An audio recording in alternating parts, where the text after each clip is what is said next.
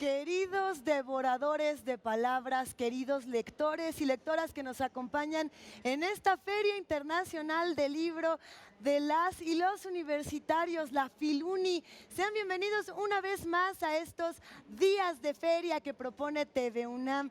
Por aquí estamos viendo ya muchos universitarios que se pasean, vemos a las distintas editoriales, por supuesto, vemos a todos los lectores, a los que se acercan a las charlas, a las conferencias y... ¿qué creen? Hay mucha gente hoy, no me vinieron a ver a mí me da mucho gusto poderles contar que en este tercer episodio de Días de Feria está junto a mí uno de los faros del conocimiento más importantes de los últimos años, y no solamente ello, una de las voces más generosas cuando estamos hablando de intelectuales que comparten el placer por la lectura, que comparten el placer por la palabra y el placer por la rebeldía. Y bueno, pues Alberto Mangel, bienvenido a esta Filuni y a estos días de feria. Muchas gracias. Es un verdadero honor, y más porque, bueno, lleva maestro ya varios días por aquí dando conferencias, dando charlas, conviviendo con los jóvenes universitarios. ¿Cómo ha sido este tránsito con tanto rebelde? Espléndido. Lo que me sorprende en esta feria, que es una de las ferias más importantes, que son libros universitarios y que atraen tantos jóvenes. Los jóvenes no son estúpidos, a pesar de lo que la sociedad quiere hacernos creer.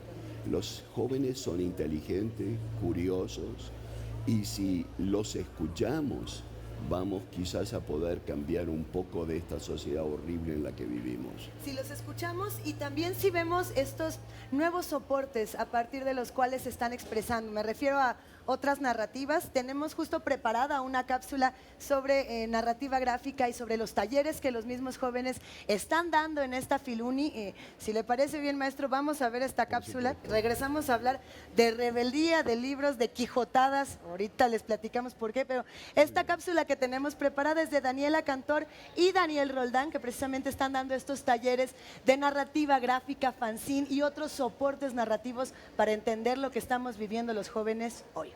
Venga.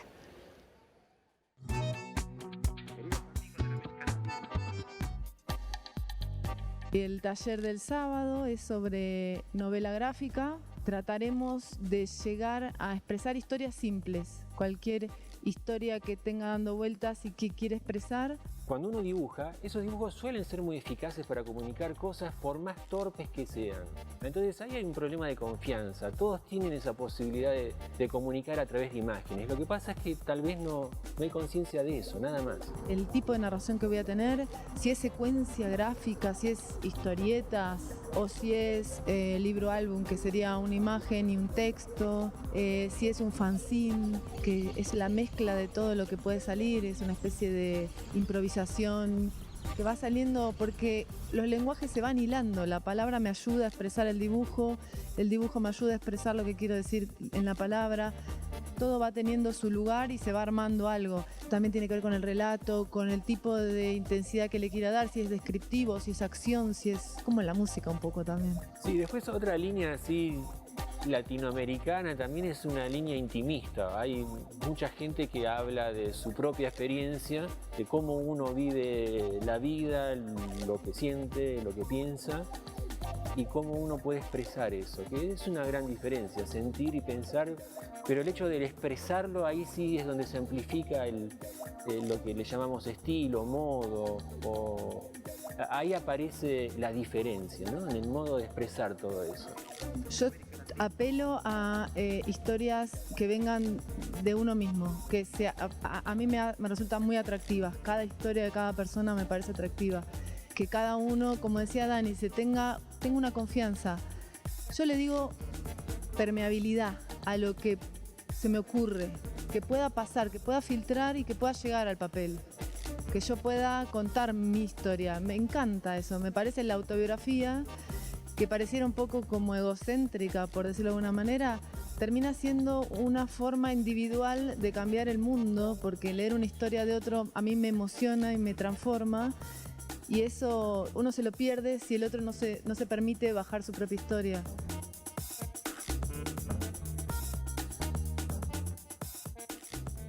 Y bueno, continuamos aquí en esta Filuni, en estos días de feria de TV UNAM.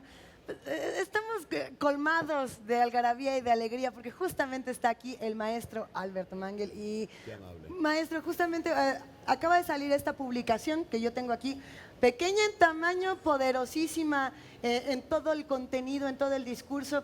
Es nada más y nada menos que Don Quijote, sus fantasmas, este libro que saca la Dirección General de Publicaciones y Fomento Editorial de la UNAM. Una suerte de ensayo, de reflexiones poderosísimas. Me gustaría comenzar para hablar de rebeldía y para hablar de jóvenes con esta frase que tiene casi al final, dice: podemos hacer que un libro converse con nosotros, nos ilumine, nos preste el placer de prever el futuro, de revelarnos, de oponernos heroicamente a la oscuridad de tiempos pasados. Pero ¿qué entendemos, maestro, por rebeldía hoy? ¿Qué es la rebeldía en momentos como estos? La rebeldía hoy y en cualquier momento es cuestionar lo que se nos impone. Toda sociedad tiene que construirse con reglas, que sea una sociedad antigua, una utopía, una democracia, una dictadura. Tiene que haber reglas que definan la sociedad. Pero la responsabilidad del individuo, de usted, es cuestionar esas reglas. Y en ese diálogo entre la disciplina de las reglas y la disciplina del cuestionamiento, la sociedad vive, se ensancha, crece. Entonces, a cada muralla, a cada muro que una sociedad construye, uno tiene que oponerle el taladro de la buena pregunta. De la buena pregunta. Rocío Cerón, esta autora, decía que la rebeldía era saber hablar, saber escuchar, saber decir y saber nombrar. ¿Qué es lo que no estamos nombrando quizá en tiempos de barbarie? Pues me atrevería a utilizar la palabra Claro. Barbarie, en tiempos violentos, de discursos tan polarizados y pues de tanto rechazo y de tan poca empatía. ¿Qué es lo que no estamos nombrando, maestro? La gran poeta argentina Alejandra Pizarnik Ay, sí. tiene un poema brevísimo que dice: la rebeldía consiste en mirar una rosa hasta reventarse los ojos. Entonces, eso lo aplicamos a la realidad. Tenemos que ver lo que está ocurriendo a unos pocos cientos de kilómetros de aquí, en Texas. Los americanos han puesto un campo de concentración para niños y ahí los niños son violados, duermen sobre suelos de cemento, no son bien alimentados, no tienen educación, y ahora esos 20 días que se supone que están allí van a extenderse indefinidamente. Esos niños van a crecer sin sus padres, con un odio hacia América que América está inculcando. Pero ¿qué hacemos para liberar esos niños? ¿Qué hacemos usted y yo? Ya han muerto 6. ¿Cuántos más tienen que morir antes de que reaccionemos? La literatura nos propone soluciones. Cuando ante hechos espantosos como la esclavitud en Estados Unidos, Mark Twain escribe su Huckleberry Finn y cómo se escapa ese esclavo. Cuando Madame Bovary se rebela contra la opresión de la mujer, pero de una forma que es ineficaz, pero acaba en su suicidio. Todas estas son pautas que muestran cómo el lector puede aprender. En la literatura no hay respuestas fáciles, no hay fórmulas, pero hay una incitación al cuestionamiento, a la pregunta, que va formando nuestros cerebros para darnos palabras, cómo nombrar la injusticia que nos rodea. Para hablar, por ejemplo, de este tema de cambio climático. En algún momento, Claro. maestro, usted habló de la epopeya de Gilgamesh como uno de estos textos que, bueno, pues tenían el diluvio, pero que también mostraban esta parte de marginación y de desigualdad, esta gran brecha de desigualdad en textos que tienen tantos años y tanta tradición. 5.000 años. Y es el mismo tema que retoma alguien como Margaret Atwood, no en el cuento de la criada, que es importantísimo para nuestra época, sino en la trilogía Onyx y Grace, que describe el mundo después de una catástrofe ecológica. Podemos aprender de eso. Podemos aprender de eso. Por ejemplo, ¿qué nos muestra el Quijote? Y lo digo no solamente por la publicación que tenemos aquí, sino por muchas reflexiones de el tema de los migrantes, por ejemplo, que se refleja en el Quijote de una manera muy peculiar. Bueno, ante todo, Cervantes niega la paternidad de sí mismo como autor y dice que es curiosísimo. un árabe, Cide Hamete Benengeli, que es el verdadero autor del Quijote, en un momento en que España tiene el lema de Make Spain Great, se lo roba Trump, y entonces expulsa a los árabes y los judíos. Y Cervantes dice, esta obra, que va a ser una obra maestra, está escrita por un árabe. Y no solo eso, hay un episodio donde Sancho se encuentra con un vecino de él, El que está disfrazado. claro, que tiene que escaparse y vuelve porque España es su patria, le dice. Y el vecino se llama Ricote, que no es un nombre casual, porque es el último pueblo del cual fueron expulsados los árabes. Entonces, Cervantes sabe lo que está haciendo. Está diciendo, no, una sociedad no puede definirse como quiere. Existe por la identidad que tiene con las distintas personas que están en esta sociedad. Mire, fíjese, cuando yo me pregunto cómo definir a México a través de su literatura, entonces, por supuesto, la muerte de Artemio Cruz, los cuentos de Amparo Dávila, El Llano en Llamas y Pedro Páramo, todo eso muy bien. Pero una definición del impacto de México en la imaginación universal me parece que está en un pequeño cuento de una alemana exilada en México durante la época nazi, Anna Segers, que escribe un relato llamado La excursión de las niñas muertas.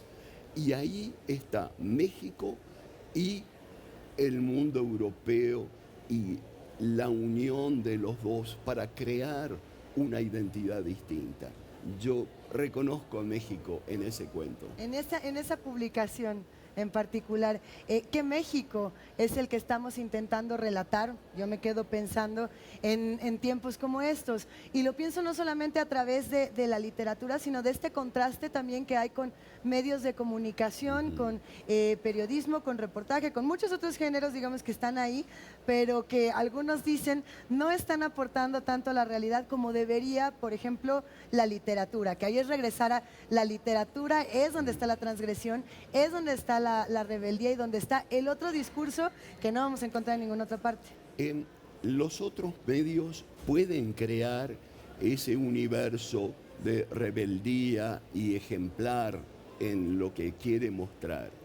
El problema es que ciertos medios, tomemos la televisión, por ejemplo. Ahora que estamos en ella. Es el medio más artificial que yo conozco.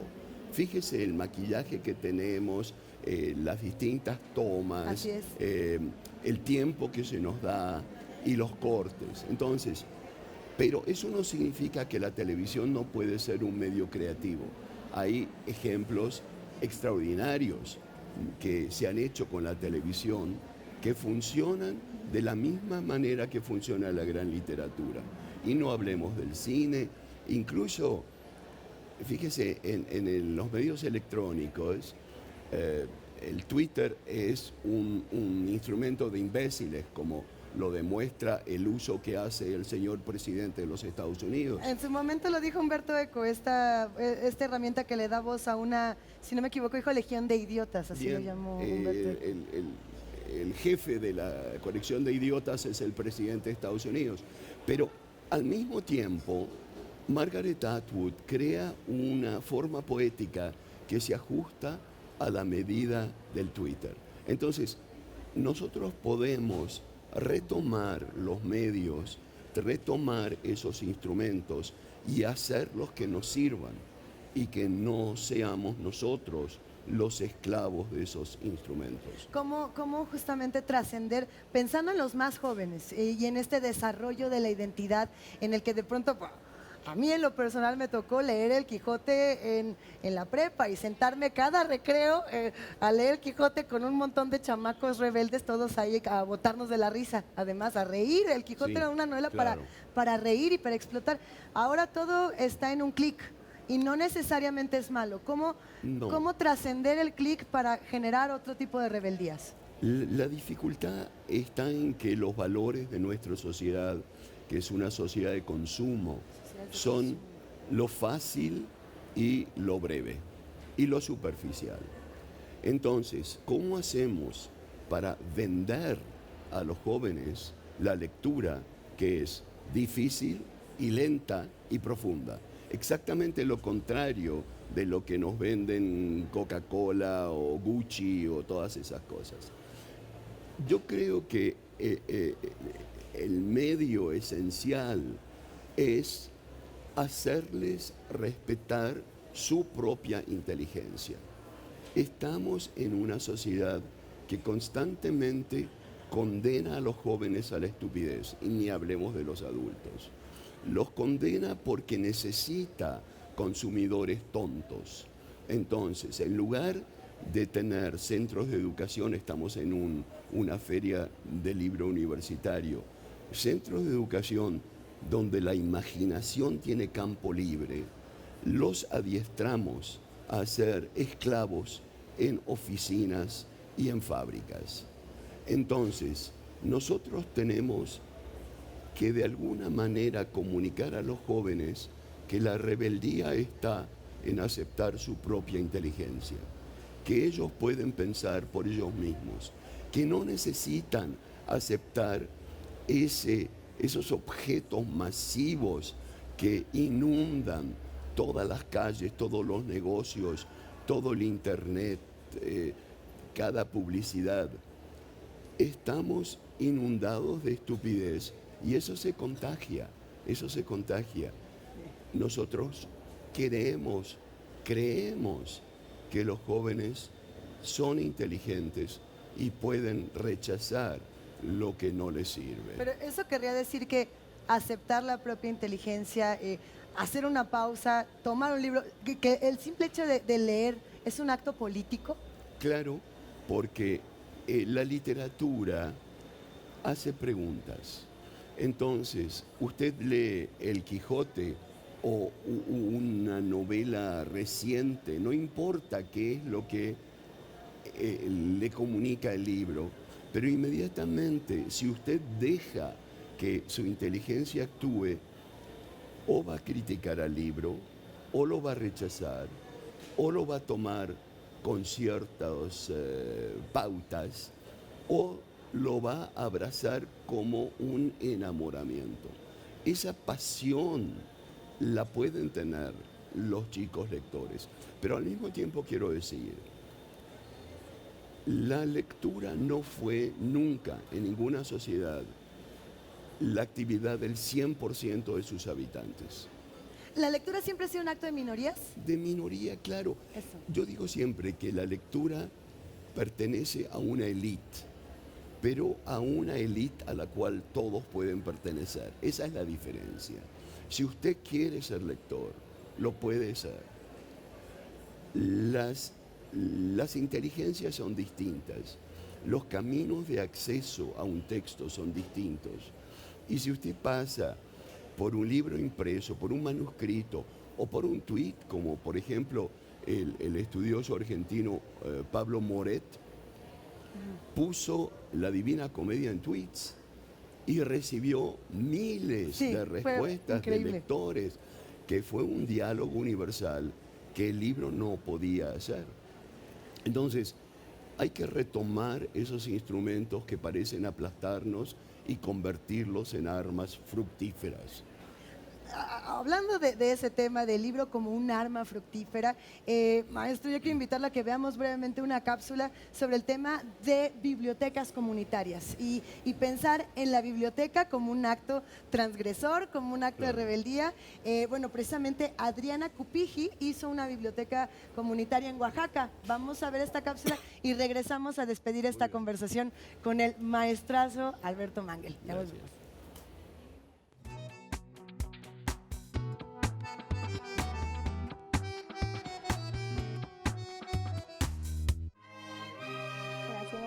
comunidad que se llama Tlahuitoltepec Mije, en Oaxaca.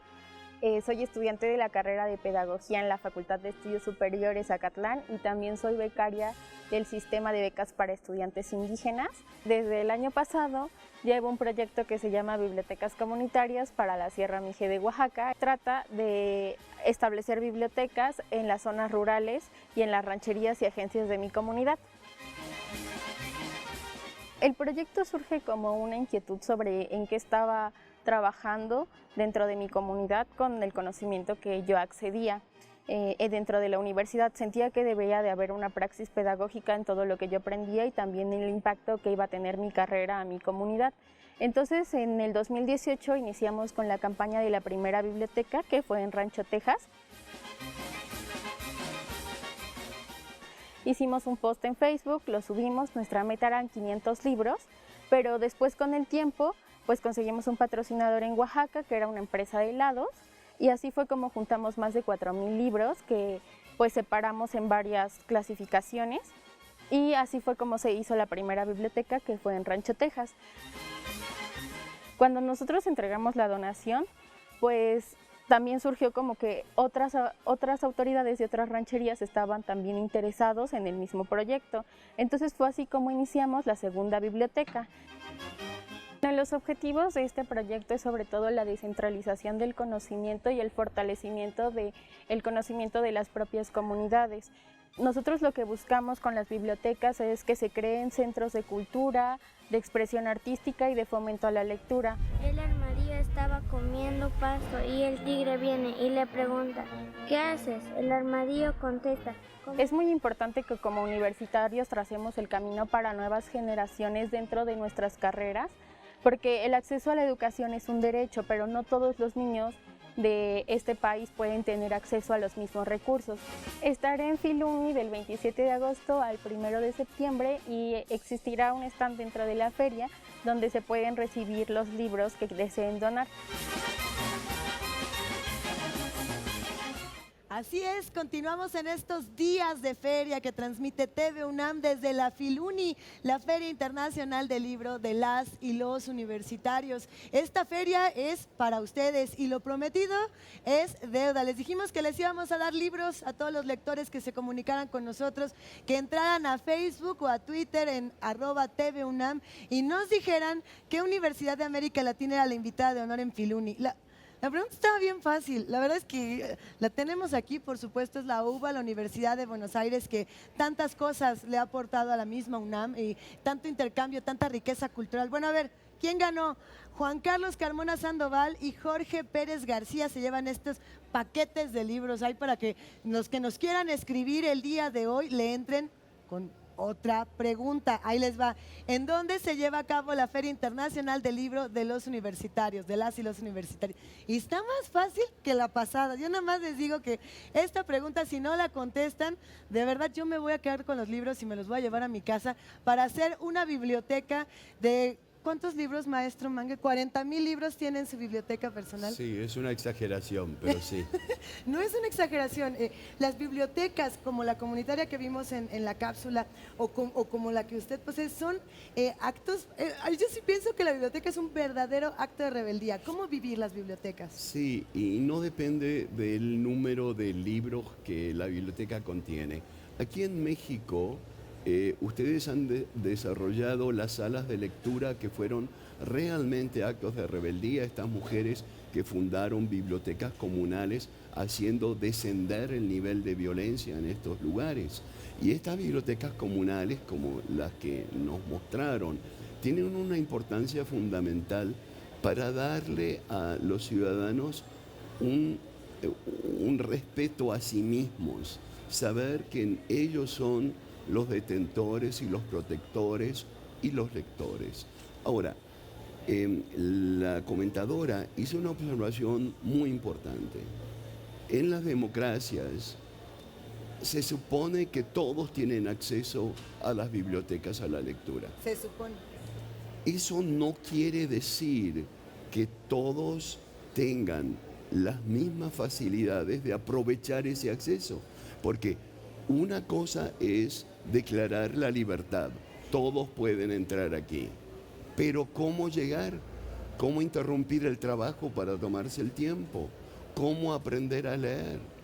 Todos estos son obstáculos que la sociedad tiene y que nosotros tenemos que tratar de eliminar. Maestro, de verdad nos queda como un minuto y quisiéramos tener como 10 horas más de conversación. Solo preguntarle esta última cosa. Nosotros leemos y escribimos para ampliar al mundo, para cambiarlo, para entenderlo o quizá para entendernos a nosotros mismos. ¿Para qué? Para saber quiénes somos. Para saber quiénes somos. Y con eso nos vamos a quedar. El maestro Alberto Mangel, uno de los grandes pensadores, de los grandes intelectuales, un faro para entender la cultura, para entender las letras en nuestro país y en todas las latitudes. Maestro, muchísimas gracias. Muchas gracias. Un verdadero placer. Y El bueno, placer es mío. qué maravilla. Yo ya voy a aventar libros por acá, vamos a regalar más cosas. Nada más agradecer a todo el público que está de este lado, que se vinieron a dar la vuelta a esta Filuni.